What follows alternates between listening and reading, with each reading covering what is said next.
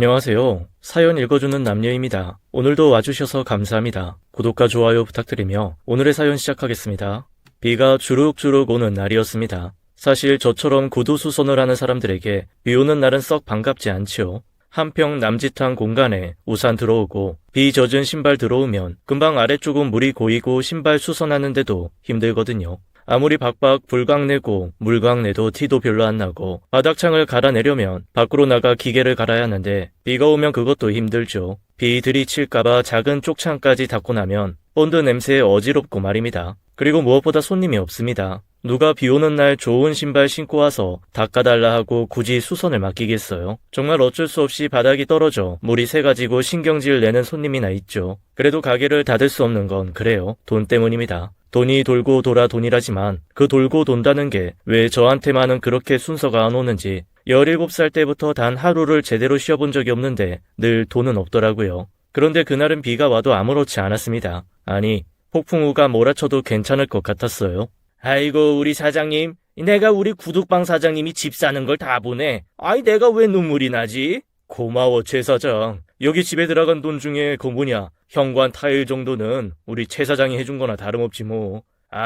아이 내가 무슨 타일을 해줘? 내가 최 사장 구두 닦아준 게 대체 몇 년이야? 17년이야 17년. 그 구두 닦은 값 다 합치면 현관 타일 비용은 되지 않겠어? 아하, 아이 우리 구두 사장님이 시세를 모르네 시세를. 무슨 소리야? 현관 타일이라니. 내가 작은 방 도배 장판 샤시까지 해준 거지. 안 그래? 아이고 그래. 오늘 같은 날 내가 뭔들 오케이 안 하겠냐. 그래, 이 집 작은 방은 우리 최 사장이 해줬다. 자기 일처럼 좋아하며 복비도 반만 받은 부동산 최 사장의 말에 한박 웃음을 지었던 것도 잠시였습니다. 손에 든 계약서를 보며 무슨 눈물샘이 고장난 사람처럼 쉴 새 없이 눈물이 나더군요. 37년입니다. 제 명의의 집을 마련하기까지 걸린 시간이 말이죠. 정말 반 한 칸도 얻을 돈이 없어서 아내는 임신 막달까지 고시원에 있었고 저는 한 평짜리 구두방에 앉아 쪽잠을 잤죠. 그나마 친정이 있는 아내는 2, 3일에 한 번 눈치를 보면서도 친정에 가서 씻기도 하고 맛있는 것도 먹었지만 그 집 왼수이자 주인인 저는 처갓댁 근처도 가지 못했습니다. 하지만 처갓집에서 환영받지 못한다는 건 그 당시 제게 중요한 건 아니었습니다. 태어날 아이와 함께 살 방 한 칸 얻는 것이 일생일대의 목표였고 하루에 2~3시간만 자면서 돈을 벌었죠. 오죽하면 아내가 딸을 낳는 날도 저는 술 취한 사장님이 집어던진 구두에 눈옆이 찢겨져서 병원에서 대충 소독을 하고 뛰어가야 했습니다. 뒤늦게 달려갔더니 아내는 등 돌리고 누워 절 쳐다보지도 않더라고요. 누가 보면 아주 수억 버는 줄 알겠어 정말. 아유 내 팔자야 진짜. 미안해. 내가 좀 더 열심히 할게. 열심히 한다고 그게 돼? 내가 미쳤지. 하룻밤 불장난에 눈이 멀어서 애는 왜 낳겠다고 결심해서 내가 진짜. 여보, 그래도 애 낳자마자 할 소리는 아니지 그게. 내가 못 나서 욕먹는 건 할 수 없지만 그래도 당신이 방금 낳은 딸 앞에서 할 소리는 아니지 않아? 내가 못할 말 했어? 얘도 뭔가 기댈 구석이 있는 집에서 태어났어야 더 좋은 건 사실 아니야? 진짜 꼴도 보기 싫어. 그리고 내가 며칠 전부터 그렇게 크림빵 먹고 싶다고 했는데 세상에 늦게 온 주제에 크림빵 하나를 안 사와? 아니, 다 떨어졌다고.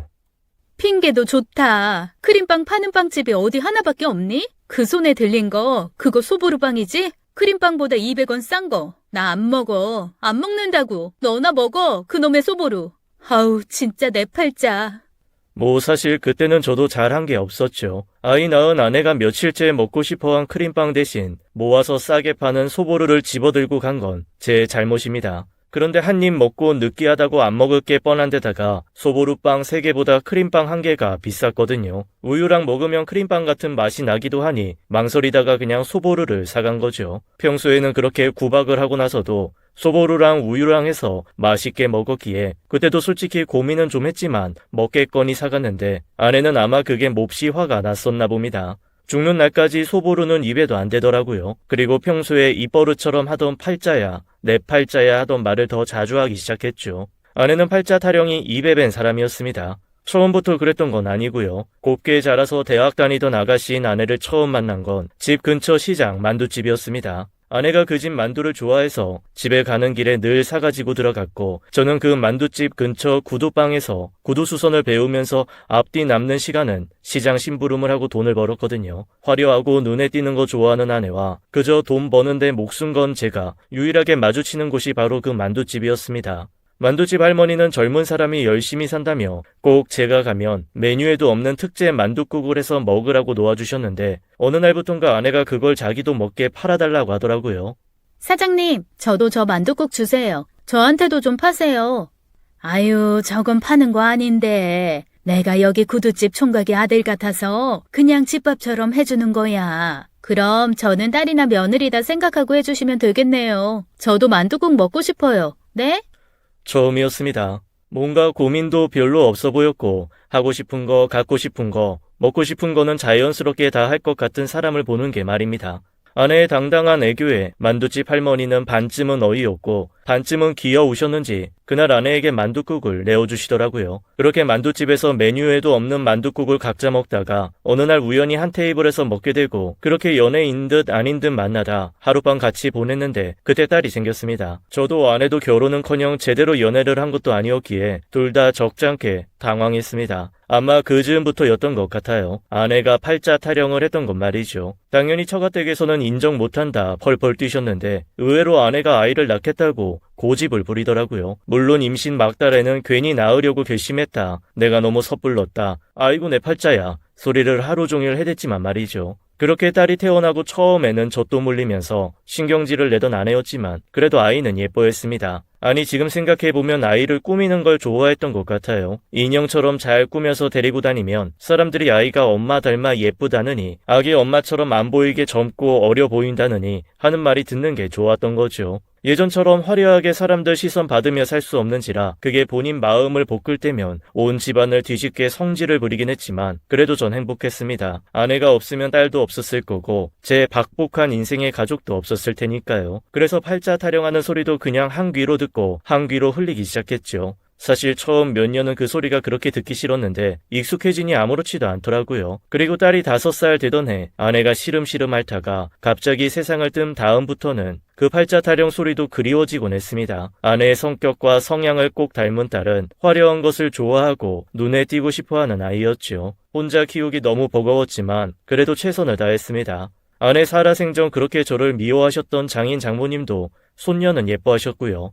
어느 정도 아이가 큰 다음에는 거의 장인 장모님이 키워주셨죠. 저는 혹여 구두방 하는 아빠 부끄러울까봐 일부러 집에서 1시간 정도 떨어진 곳에 구두방을 다시 냈고 새벽같이 나가서 밤늦게 들어왔습니다. 다행히 길 건너에 있는 컨테이너 구두방이 아니라 건물 안에 제대로 된 공간을 빌릴 수 있었습니다. 그래서 컨테이너 구두방과 건물 안쪽을 왔다 갔다 하며 거의 가게가 2개인 것처럼 장사를 했죠. 작지만 그것도 가게고 2개나 되다 보니 바빴습니다. 주말에 반나절은 아이와 시간을 보내려 했지만 외갓집에 안락하고 편안한 환경이 좋았던 아이는 저랑 있는 시간을 자꾸 피하더라고요. 할 수 없다고 생각하면서도 서운했지만 그 모든 게 다 집이 제대로 마련되면 해결될 거라고 생각했습니다. 그런데 그게 참 제 마음 같지 않더라고요. 돈이 벌리는 속도는 느린데 집값은 빛의 속도로 오르는 게 아닙니까? 이렇게 살다가는 이 생에서 내가 가질 수 있는 집은 돈 벌겠다는 똥고집 뿐이겠다 싶은 생각이 들었습니다. 아이는 점점 커서 어느새 어른이 되더군요. 원래 제 꿈은 아이가 중학생, 늦어도 고등학생이 될 때까지 집을 마련하고 그 집에서 아이와 정부치며 살다가 시집 보내는 거였습니다. 손주들이 할아버지 하면서 제 집에 놀러오면 방 한 켠 내어주고 자고 가라고 할 수 있는 그런 집 말입니다. 그런데 꿈은 이루어지지 않아 꿈인 건가요? 아이가 커서 어른이 되고 대학을 가고 졸업을 해서 취업할 때까지 저는 무주택자였습니다. 취업을 한 아이는 저랑 완전 남남처럼 살면서 그래도 1년에 3번 설날과 추석, 제 생일 때는 연락을 했습니다. 이쯤 되니 저한테 원망만 쏟아냈지만 그래도 밥도 같이 먹어주고 옷도 챙겨주던 아내가 자꾸 떠오르더라고요. 그리고 그럴 때마다 저도 모르게 혼자 중얼거렸습니다. 아이고 내 팔자야. 뭐 딱히 좋은 말은 아니지만 어쩐지 아내랑 있는 것도 같고 실제로 팔자 타령이 좀 하고 싶기도 했고요. 어차피 혼자 외로웠던 인생이니 할 수 없다. 팔자다 치고 일해서 돈이나 벌지 싶었습니다. 그렇게 결심했던 즈음이었습니다. 저기 사장님, 혹시 아침 시간 2-3시간 정도 드리면 구두 몇 개나 닦을 수 있어요? 2-3시간이요? 구두 한 켤레당 평균 5분 정도 잡으면 한 30개 언저리 닦지 않을까요? 아이, 그러면 혹시 저희 회사랑 계약하고 일 안 해보실래요? 제가 요 앞 건물 6층 쓰고 있는 회사 사장인데 직원 복지로 뭘 좀 해줄까 하다가 아침에 신고 온 구두를 싹 닦아서 점심시간 전에 돌려주면 좋겠다 싶어서요. 아, 왜 좋은 신발은 좋은 데로 데려간다잖아요. 대부분 오후에는 외근들 많이 나가니까 9시쯤 싹 걷어가셨다가 11시 반에서 12시 사이에 갖다 주시면 좋을 것 같은데요. 일주일에 2번 정도. 아이, 저야 감사하죠. 그렇게 하겠습니다. 평소 오셔서 구두도 닦고 수선도 맡기던 중년 손님이 주신 제안을 시작으로 근처 회사에서 비슷한 제안이 몇 개 오기 시작했습니다. 월수, 화목, 금요일 이렇게 3개로 나눠서 오전에 받아오는 구두만으로도 그동안 벌었던 것만큼이 유지가 되더라고요. 거기에 오후에는 하던 대로 손님을 받고 제가 구두를 닦아줬던 회사 손님들이 자기 구두며 가족들 신발을 가져와 수선도 맡기면서 세상에 생애 처음으로 통장에 10,000원, 20,000원이 빠져나가지 않고 남는 게 아닙니까? 매달 어김없이 0으로 변하던 통장에 0이 아닌 다른 숫자들이 남기 시작하면서 돈 버는 게 고통이 아닌 즐거움으로 변하더군요. 그렇게 악착같이 모으고 모아 제 나이 54세에 첫 집을 계약한 겁니다. 그것도 남이 살던 집이 아니라 새 집, 제가 첫 주인인 집으로 말이죠. 이사하는 날도 계약하는 날처럼 비가 주룩주룩 왔습니다. 주변 상인들은 이사하는 날 비 오면 잘 산다며 돈이 물처럼 들어올 거라며 덕담을 해주었습니다. 뭐 옮길 짐이 많으면 비가 거추장스러웠을 텐데 그런 것도 아니라 큰 상관은 없었죠. 근처 용달 사장님께 옮겨달라고 한 짐이 들어오기 전에 그 집에 처음 들어가는데 글쎄 현관에서 발이 안 떨어지더라고요. 아이, 왜 안 들어가? 당신 집이야, 당신 거. 알아. 근데 실감이 안 나네. 에이, 자, 여기 살펴봐야 할 서류 같은 거 신발장 안에 넣어둘게. 중요한 거니까 꼭 챙기고. 일단 나 나갈 테니까 혼자 좀 둘러봐. 그리고 이따 짐 다 들어오면 나와서 술 한잔 하자고. 전화해. 어? 그래, 고마워. 내가 전화할게. 고맙게도 부동산 최 사장은 저를 혼자 두고 나가줬습니다. 주책 많게도 그때부터 하염없이 눈물이 흐르더군요. 아마 이삿짐 날라주는 용달센터 김 사장이 박스 들고 불쑥 들어오지 않았으면 그 자리에서 몇 시간이고 울었을 겁니다.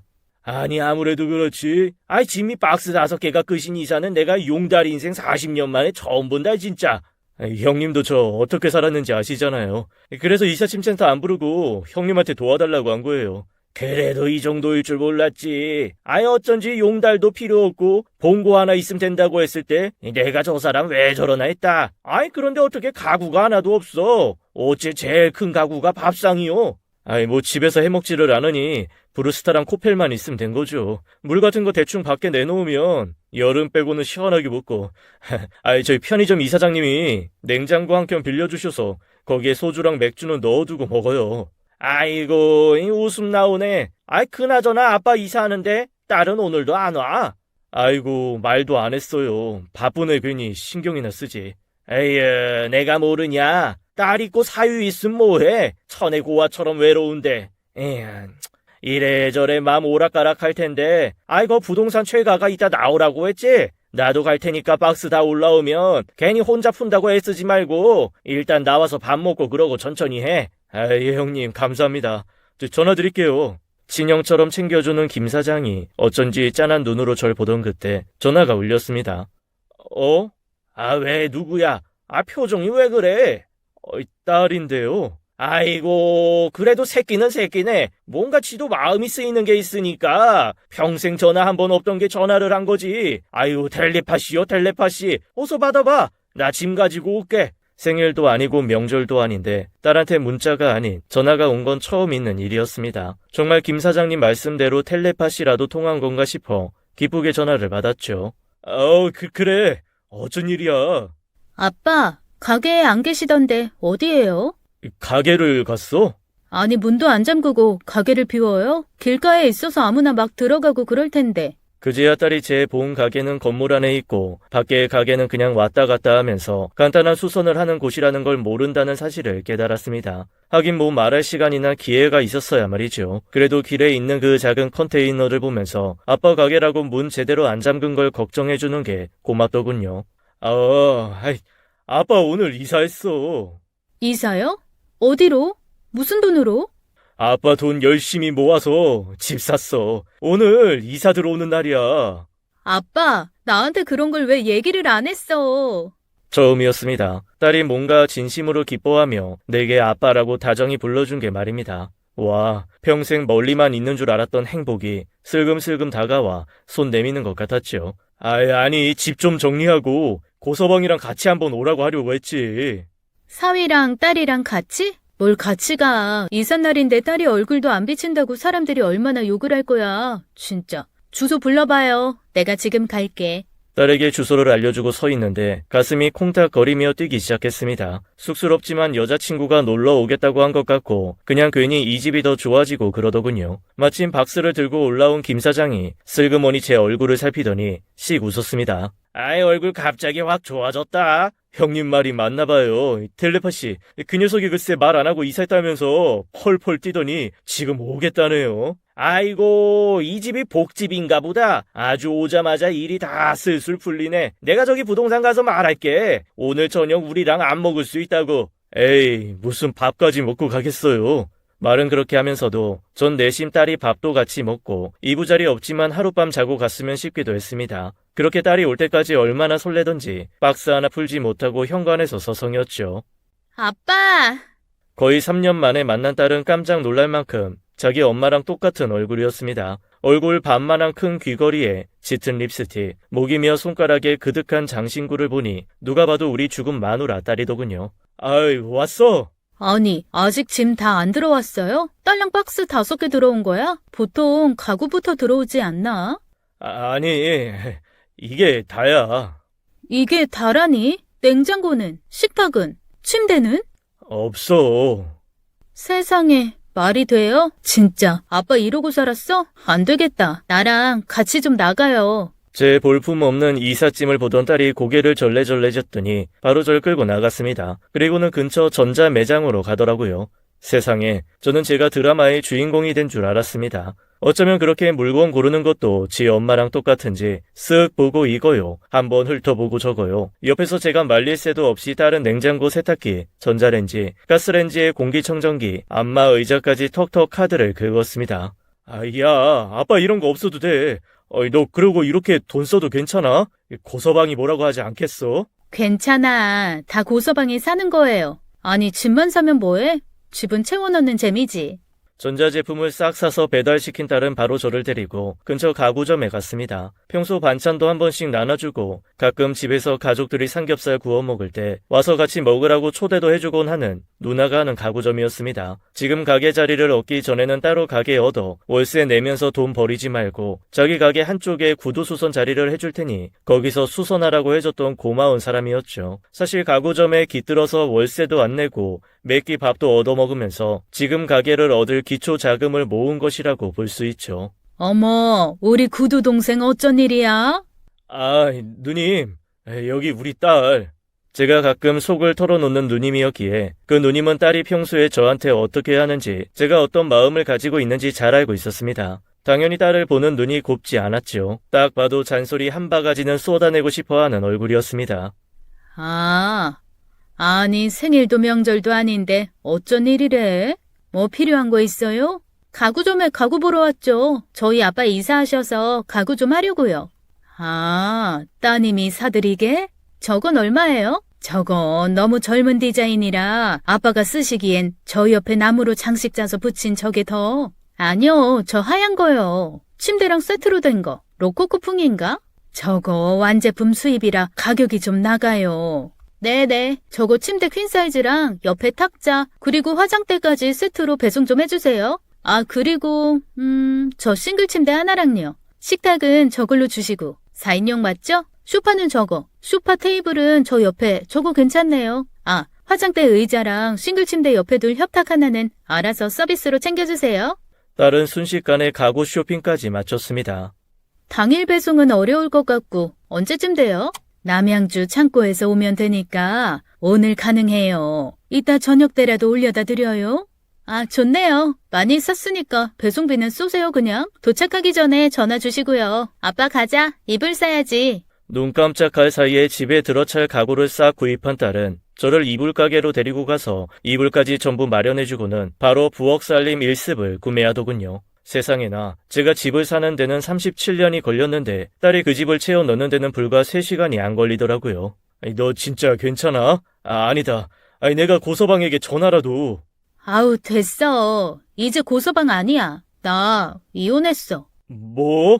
한 번도 타본 적은 없지만 롤러코스터라는 놀이기구가 있다죠. 아주 빠른 속도로 오르락 내리락 하면서 사람 혼을 쏙 빼놓는다는데 딱 그걸 탄 기분이었습니다. 시계를 봤더니 오후 3시가 좀 넘었더라고요. 그런데 3년, 아니 30년쯤 지난 것 같았습니다. 이혼? 언제? 왜? 딸이 툭 던진 말이 바위덩이처럼 심장을 치는 것 같았습니다. 찢어진 심장에서 피가 솟아 머리로 기어 올라는 게 아닐까 싶을 정도로 머리가 지끈거리더라고요. 그간 연락이 없었어도 잘 살겠거니 사랑받으며 행복해서 아빠 생각할 틈이 없겠거니 했는데 뜬금없이 이혼이라니 정신이 순간 멍해졌습니다. 딸은 대답 없이 집을 향해 걸었고 저는 한 걸음 뒤에서 터덜터덜 따라갔죠. 흑. 집 앞까지 온 딸이 우산을 털썩 떨구더니 주저앉아 울기 시작했습니다. 그 새끼 바람 폈어. 그 여자한테 가겠대. 그래놓고 나보고 나가래. 나 억울해 아빠. 갈 데도 없고 기댈 곳도 없고 억울해서 못 살겠어. 하염없이 비를 맞으며 펑펑 울어대는 딸을 보면서 온몸의 기운이 물처럼 빠져나가 비와 함께 흩어지는 것 같았습니다. 저도 우산을 떨구고 털썩 주저앉았죠. 딸은 어깨를 달달 떨며 통곡을 하고 있었고 저는 뭐가 그렇게 조심스러웠는지 그 어깨에 손을 얹고 두들기는 것도 힘들었습니다. 괜찮아. 네가 갈 데가 왜 없어? 기댈 곳이 왜 없고? 여기 있잖아. 아빠 집이 네 집이지. 괜찮아. 요즘 세상에 이혼 흠도 아니야. 여기서 아빠랑 살아. 그렇게 딸을 데리고 집으로 올라갔습니다. 저기 고서방 전화번호 좀 줘봐. 내가 그래도 전화라도. 어차피 끝난 사이 아빠가 전화해서 뭐하게. 이제 남이야. 쓸데없는 소리 말아요. 아, 그리고 아빠, 방 2개 중에 큰 거 내가 써도 되죠? 아까 산 큰 침대랑 화장대가 작은 방에는 안 들어갈 것 같네.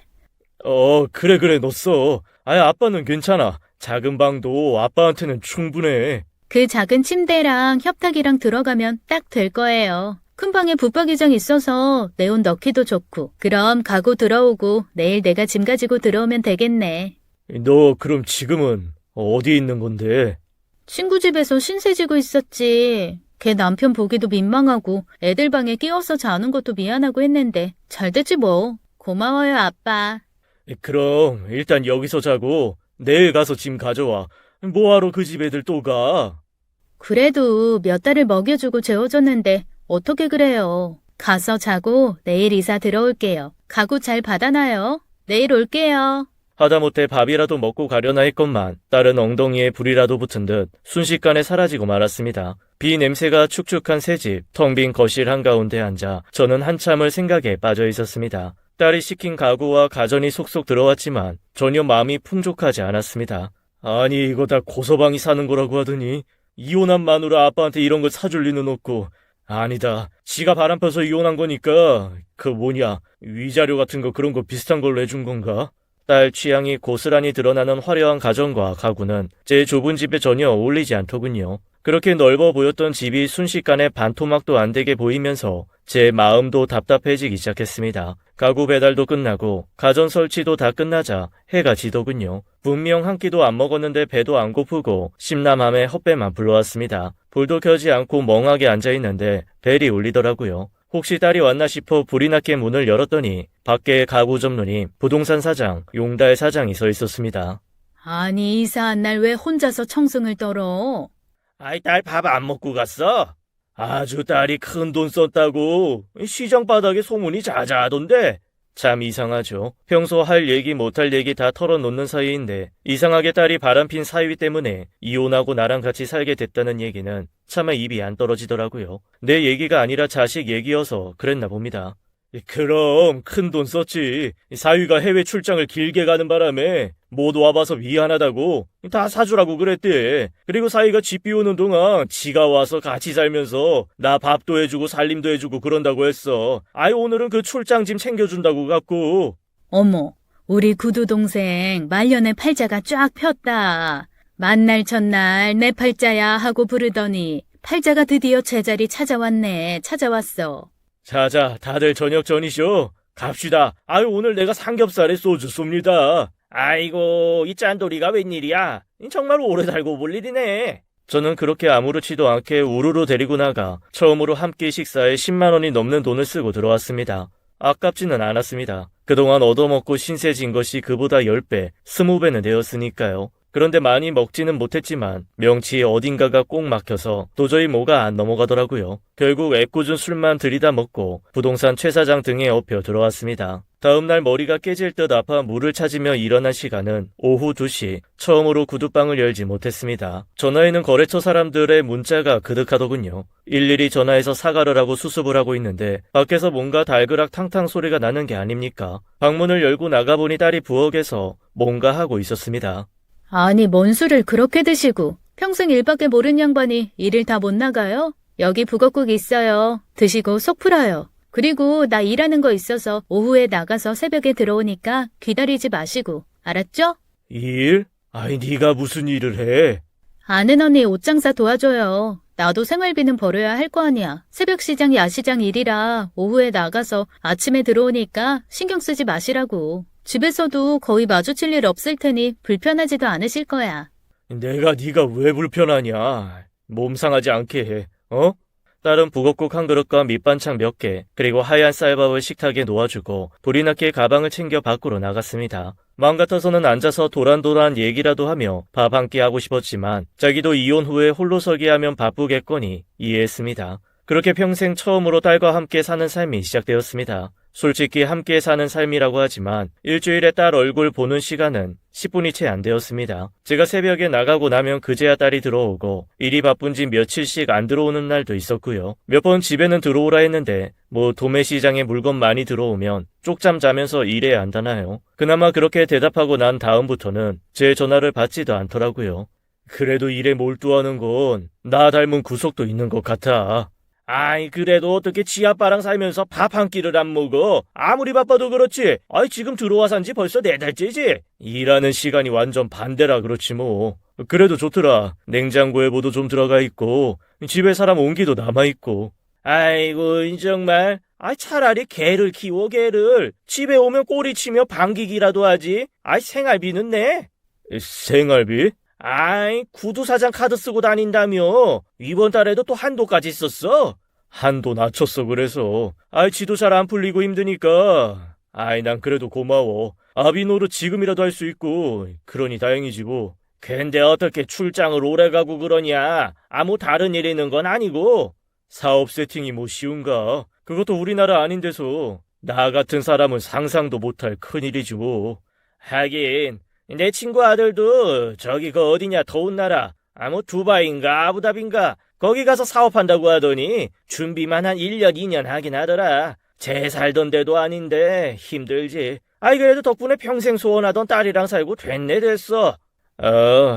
그렇지 뭐. 속은 불편했지만 그래도 애써 괜찮은 척하며 그렇게 지냈습니다. 그냥 같은 집을 공유하는 것에 지나지 않았지만 그래도 딸 화장품 냄새도 나고 반찬도 냉장고에 들어있으니 사는 것 같았거든요. 그래, 뭐 이렇게 사는 것도 나쁘지 않아. 괜찮아. 새롭게 시작된 인생인 것 마냥 적응해가던 중이었습니다. 그러던 어느 날입니다. 모르는 번호로 자꾸 전화가 오길래 스팸이다 싶어 안 받다가 너무 계속 와서 한마디 하고 끊어버리려고 받았죠. 누구신데 자꾸 전화를 하십니까? 이제야 받으시네. 필사사통 5번지 209호 맞으시죠? 네, 그런데요. 전화 속 남자는 그때부터 제가 전혀 못 알아들을 말을 쏟아내더군요. 딸 이름을 대면서 제 딸이 지금 집을 담보로 돈을 대출 받았는데 그게 금융권 대출이 아니라는 둥, 지금 채권자들이 몇 명 있다는 둥, 그래서 결론은 돈을 갚지 않으면 집이 경매로 넘어간다는 거였습니다. 아니, 집주인인 내가 대출을 받은 게 없고 동의를 안 했는데 뭔 소리야? 당신 보이스피싱 뭐 그런 거지? 그럼 따님이랑 얘기해보시고 이 번호로 상환일자 확정해서 전화하세요. 한숨을 푹 쉬며 남자가 전화를 끊고 저는 전화기를 든 채 갑자기 다리가 휘청거려 주저앉고 말았습니다. 아닐 거야. 내가 인감이고 뭐고 아무것도 준 게 없는데 이게 어떻게 가능해? 잠깐만. 내 인감 어딨지? 갑자기 정수리에서부터 뭔가 쪼개지듯 갈라지는 느낌이 확 들었습니다. 등골이 오싹하더라고요. 가게 문을 어떻게 닫았는지 기억 안 날 만큼 정신없이 가게를 닫고 집으로 뛰어들어왔습니다. 마침 며칠 만에 들어온 딸이 씻고 나와 맥주를 딴 채 거실에 있더군요. 아빠, 이 시간에 웬일이에요? 느낌이 그래서일까요? 내가 내 집에 들어왔는데 딸 얼굴에서는 당황과 짜증이 확 느껴졌습니다. 그것도 대낮에 이렇게 서로 제대로 얼굴 보는 게 대체 얼마만인지 모르는데 이 집에 왜 왔냐는 식의 말이 단단히 빈정상하더라고요. 왜?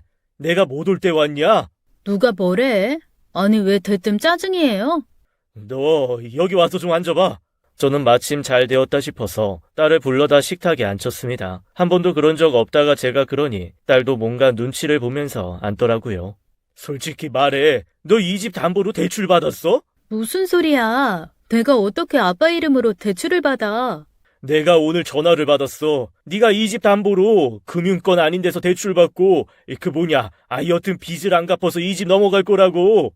아유, 아빠도 참. 그런 걸 믿어요? 보이스피싱이야, 그거 다. 그거 걸려들면 계좌 알려주면서 여기로 돈 갚아라 그러고 돈 넣으면 끝. 그냥 당하는 거야. 아빠, 전화기 줘봐요. 그거 내가 전화 안 오게 스팸 차단 걸어줄 테니까. 그렇지. 잘못 걸린 전화지.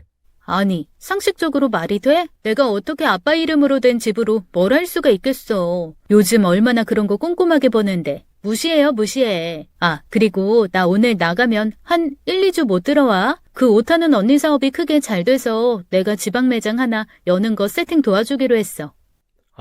그럼 잘 된 거네. 밤낮 없이 일하더니 다행이다, 다행이야. 응, 그러니까 아빠 걱정하지 말고 다시 가서 가게 열어요. 단골 많이 생겼다며. 자꾸 가게 닫고 그러면 단골 장사는 금방 망해. 딱 정색하고 아니라고 하는 딸의 말에 마음이 한결 가벼워졌습니다. 그리고 자기도 장사를 좀 해봤다고 단골 장사는 꾸준함이 생명이라고 나가서 가게 열라는 말에 흐뭇하기도 했고요. 한편으로는 제가 너무 배운 게 없고 무식해서 이런 말에 화르륵 흥분해 괜시리 딸을 잡은 게 아닌가 미안하기도 했습니다. 그래서 지갑에서 5만 원짜리 2개를 꺼냈죠. 뭐라도 잘 먹고 다니면서 해, 어? 어머, 내가 살다가 아빠한테 용돈도 받아보네. 고마워, 아빠. 나 그럼 나갈 준비할게요. 딸은 먹던 맥주캔을 식탁 위에 탁 내려놓고 씻겠다며 화장실로 들어갔고 저는 그대로 다시 가게로 나왔습니다. 그리고 그날따라 손님이 많아서 평소보다 늦은 저녁 10시쯤에 집에 돌아왔죠. 이게 뭐야? 집에 들어온 저는 제 눈을 의심했습니다. 집이 이사 온 첫날처럼 텅 비어 있었거든요. 마치 그동안 딸이랑 살던 모든 시간이 일장 춘몽이었던 것처럼 가구 하나 남아있지 않았고 제 물건이라고는 낡은 잠바 하나 그리고 이사 올 때 들고 왔던 코펠이랑 브루스타뿐이었습니다. 너무 놀라 덜덜 떨리는 손으로 딸에게 전화를 했습니다. 지금 거신 전화는 없는 번호요니. 이게 무슨 소리야? 이게 무슨... 그때부터 손이 덜덜 떨리며 아무것도 할 수가 없더군요. 간신히 떨리는 손을 부여잡고 부동산 최 사장에게 전화를 걸었습니다. 저기 최 사장. 아니 내가 안 그래도 전화하려고 했어. 내가 오늘 손님이 좀 많아서 안내하느라 정신이 없었는데 왜 집에 짐을 다 뺐어? 이사가? 나한테 말도 없이? 짐이 나가? 안 그래도 내가 지금 집에 왔는데 짐이 없어. 살림이 다 없어. 무슨 소리야? 잠깐 기다려. 내가 갈게. 전화를 끊고도 손의 떨림이 멈추지 않아 벽이 스스로 기대 앉았습니다. 누가 내 몸에 있는 전원 스위치를 내린 것 마냥 점점 모든 것이 아득해지더군요. 벨소리도 멀리서 들리는 것 같고 누가 날 부르는 것도 같고 그저 모든 것이 희미해졌다가 눈을 뜬 곳은 병원이었습니다. 이게 어딘가 싶어 두리번거리는 내 눈에 보이는 사람은 부동산 최 사장 그리고 용달 형님, 가구점 누님이었습니다. 아이고, 정신 차렸네. 정신 차렸어. 아이고, 이 모질이 상모질이야. 너 지금 이틀 만에 눈 떴어. 내가 초상 치르는 줄 알고 얼마나 울었는 줄 알아? 아이고, 박복한 놈. 세상 박복한 놈. 살다 그래. 지 딸년한테 사기를 당하냐? 아이고. 팔자는 대체 어떤 년이라 이놈한테만 이렇게 가혹하니. 누님 그만해. 지금 아무 정신도 없을 텐데 왜 누님까지 팔자를 찾아요? 그게 무슨 소리야? 딸한테 사기를 당하다니, 어? 아버님, 접니다. 고소방. 외국에 가 있다며? 자네가 여기 어떻게? 외국은 님이? 야, 이놈이 바람 피운 게 아니라 네 딸이 억대 도박하다 다 말아먹고 이혼한 거랜다. 네 사이놈이 집이며 몸이며 다 팔아서 갚고 지금도 연대보증인지 뭔지 그런 거 엮어서 갚고 있대. 차라리 다시 기절이라도 했음 싶었습니다. 그랬습니다. 제 딸은 남편이 바람펴서 이혼하고 저한테 온 게 아니었습니다. 동네 아줌마들이랑 아름아름 고스톱 치며 놀다가 점점 그 판이 커졌고 결국에는 카지노인지 뭔지 그런 데 다니며 도박을 했다고 하네요. 외국까지 나가서 1년치 월급 다 쏟아붓고 온 적도 있고 그래도 사이놈이 그걸 아무데도 말 않고 대출을 받아 메꾸고 가지고 있던 거 팔아 메꾸면서 참고 살았던 모양입니다. 그런데 결정적으로 제 딸이 시부모 재산을 빼돌려 도박을 하다 걸린 거죠. 시댁에서는 당연히 난리가 났고 저 붙들고 따진다는 거 제 딸이 아빠랑 인연 끊어서 죽었는지 살았는지 모른다고 했다네요. 그래도 정부 치고 산 세월 때문에 속에 보살든 사위가 2천에 60짜리 월세를 구해줬던 모양입니다. 설마 도박에 빠져 이혼하고 쫓겨난 마당에 다시 할 거라고는 생각도 못한 거죠. 근데 도박꾼은 손 자르면 발로 하고 발 자르면 입으로 한다죠. 제 딸도 그랬던 겁니다. 그 2천도 한 달 만에 날려먹고 쫓겨날 때쯤 저한테 온 겁니다. 그것도 며칠을 제 주변을 돌면서 상황을 본 것 같다네요. 그러다 제가 집을 샀다는 걸 알고 이사하는 날 맞춰 전화를 한 것 같다고요. 그때부터 모든 것이 다 짜맞춰졌습니다. 저한테 펑펑 썼던 그 가구며 뭐며 샀던 돈은 고사방 돈이 맞았습니다. 이혼하면서 들고 나온 카드로 그날 신나게 긁고 바로 다음날 카드 정지가 되자 제 카드를 빌려서 쓰고 다녔던 거였어요. 카드 긁은 데가 가구점이며 가전제품 파는 곳이라 그냥 뒀던 거였어요. 아, 그래도 정신 차리고 살림 구비해서 제대로 살려나 보다 했던 거죠. 그럼 그 살림 자네가 다 가져간 건가? 아이고, 자네 딸이 중고상에 다 갖다 팔았더라. 산지 얼마 안 된 것들이라 가격도 꽤 쏠쏠하게 받았더라고. 그거 가전 같은 거 활보 아직도 안 끝났을 텐데. 괜찮아요. 그건 그냥 제 업보다 하며 되는 거고. 지금 아버님이 더 걱정이시죠. 집 넘어가신다면서요? 그거 진짜야? 아니라고 펄펄 뛰던데. 정말이었어? 너 누워있는 동안 경찰 다녀가고 그 빚 받는 사람들 다녀가고 난리였어. 그런데 집 계약서며 인감이며 대체 그런 걸 어디다 뒀길래 돈 빌리는 서류가 그렇게 완벽했던 거야? 계약서? 최 사장이 나 계약서 줬었나? 내가 이삿날 그랬잖아. 신발장에 중요 서류 둘 테니까 그거 꼭 챙기라고. 없으면 안 된다고. 거기에 자네 인감 도장, 계약서, 등기 서류 다 있었는데 안 챙겼어? 그제야 생각이 나더군요. 거기 중요 서류가 있으니 챙기라는 말도 그제야 기억이 나고 바로 용달 형님이 짐 가지고 올라오고 딸이 전화를 하는 바람에 까맣게 잊었던 겁니다. 그 다음 상황은 뻔하더라고요. 딸이 분명 그 서류들을 발견했을 거고 나쁜 마음을 먹었겠죠. 가족관계 증명서야 뗄 수 있을 테니 다른 서류 만드는 건 일도 아니었을 거고요. 고서방, 네, 지금 자네가 받은 피해액이 그래서 얼마야? 그게 뭐 중요합니까? 중요하지. 얼마나 되는데? 지금까지 한 6억 언저리 됩니다. 그래, 알았어.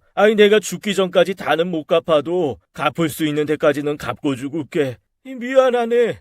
정말 미안해. 그런 말씀 하시고요.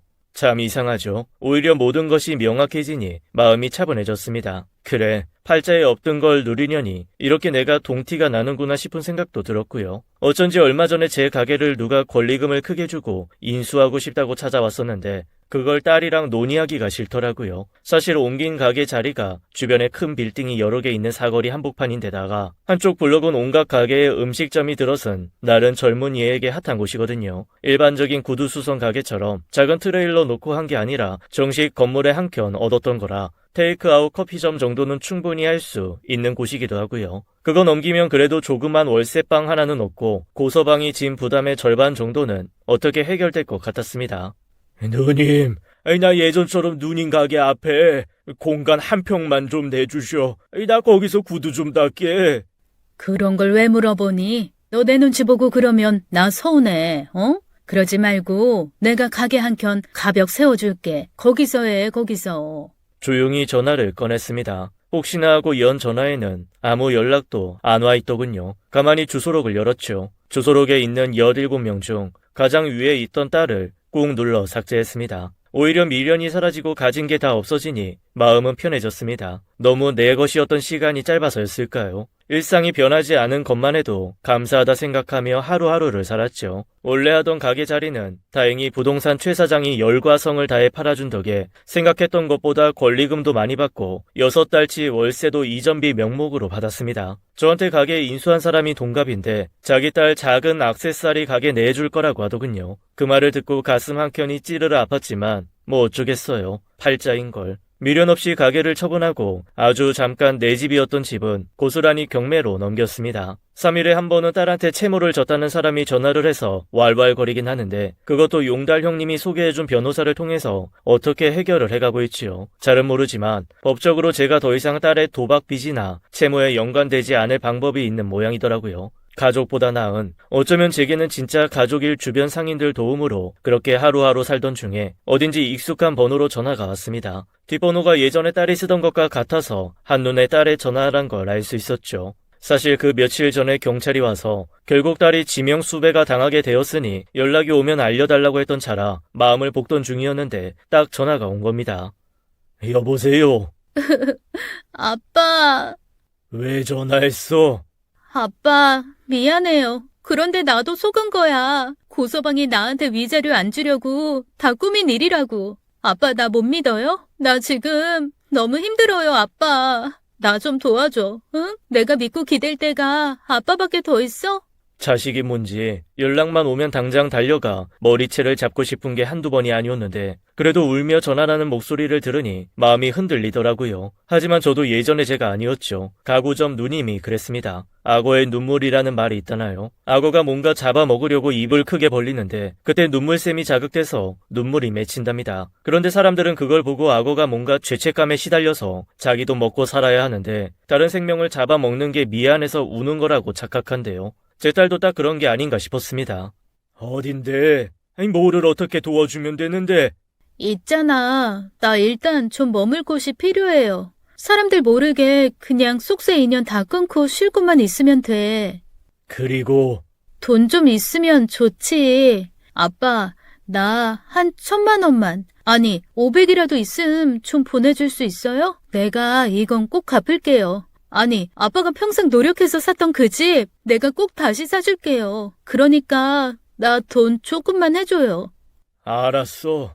이 머물 곳 구하고 돈 마련해서 연락할 테니까 그때 얼굴 보고 얘기하자. 아빠, 고마워요. 사랑해요, 아빠.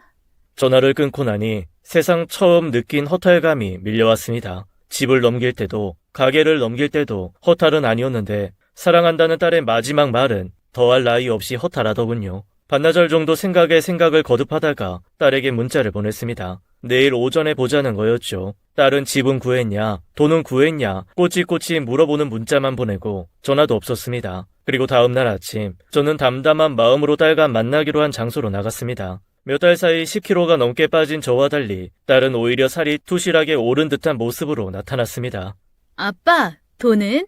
집 주소는 어떻게 돼요? 나한테 그거밖에 할 말이 없냐, 넌? 나도 속은 거라고 그랬잖아요. 내가 다 갚겠다니까. 움직이지 마십시오. 사기, 도박 현상 수배로 지금 체포하겠습니다. 아빠! 내가 집이랑 돈 해준댔잖아. 월세 안 나가는 교도소에서 살아. 이 영치금은 넣어주마. 내가 저 놓친 내가 내 인생 망칠 줄 알았어. 두고 봐. 나 가만 안 있어. 아빠 노릇 한번 제대로 안 했으면서 날 이렇게 감옥으로 밀어넣어? 거기 안 서? 어딜 가? 여기서 말씀 많이 하시면 불리해집니다. 가서 제대로 진술하시고. 나 말고 저 노인네가 그랬어요. 난 당한 거라고. 지금 나한테 뒤집어 씌우는 거라니까.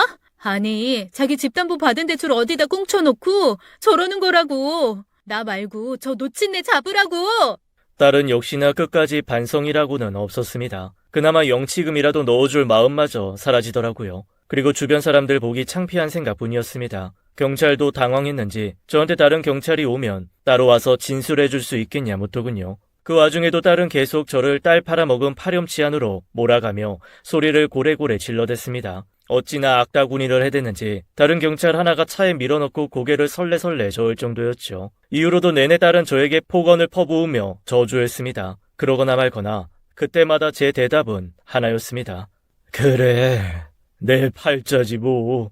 참 신기했습니다. 한탐처럼 중얼거리던 그 말이 언젠가부터 저에게 든 모든 상황을 그러려니 넘기게 하는 마법의 주문이 되었지 뭡니까. 딸이 난리를 쳐도 그래 내 팔자지 하고 중얼거리면 그냥 그게 또 넘어가지더이다. 진상 손님이 힘들게 해도 아이고 내 팔자야 한마디면 참아지더라고요. 그렇게 저는 오지도 않을 팔자를 찾으며 오늘도 살아갑니다. 지금까지 사연 읽어주는 남녀였습니다. 끝까지 함께 해주신 여러분 감사드리며 저희는 다음 사연으로 돌아올게요. 감사합니다.